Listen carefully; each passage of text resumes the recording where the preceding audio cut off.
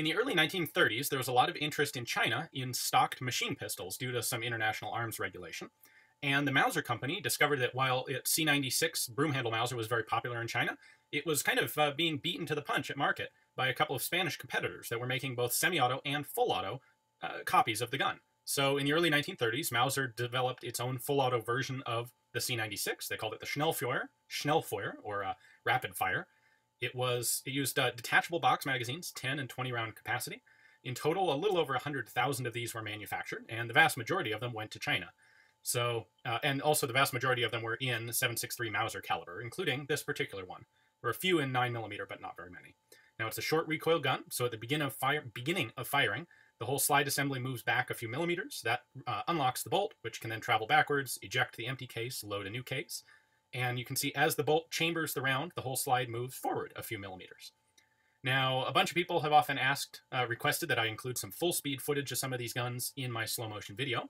So here we have my friend Patrick at TFB TV putting a mag through the full auto in full speed. It's a pretty darn impressive gun. Rate of fire here is about calculated at 1,120 rounds per minute, which is just under 20 rounds per second. Fires very fast. With the shoulder stock, it's actually remarkably controllable and actually a very nice gun.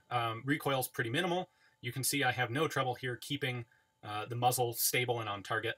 Without the stock, it's a whole different story. It's frankly pretty much downright dangerous to anyone around you if you're shooting this thing full auto without the stock.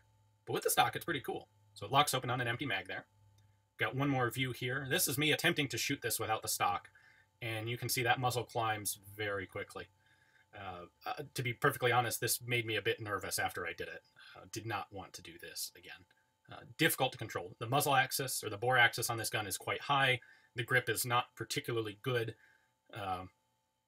Really a very impractical machine pistol. Although I guess there's really not really such a thing as a practical machine pistol. But this is a good example of why you either leave this in semi-auto or put a stock on it. So I hope you guys enjoyed the video. As always, tune back into Forgotten Weapons for more cool high speed of guns. Thanks for watching.